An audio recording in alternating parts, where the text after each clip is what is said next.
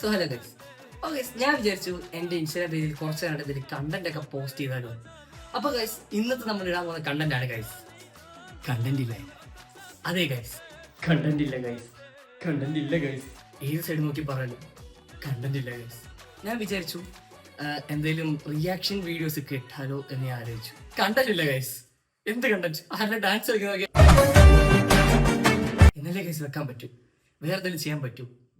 ഇല്ല. പിന്നെ വിചാരിച്ചു ഇതുപോലെ എന്തെങ്കിലും മണ്ടത്തരം കാണിച്ചാലോ എന്ന്.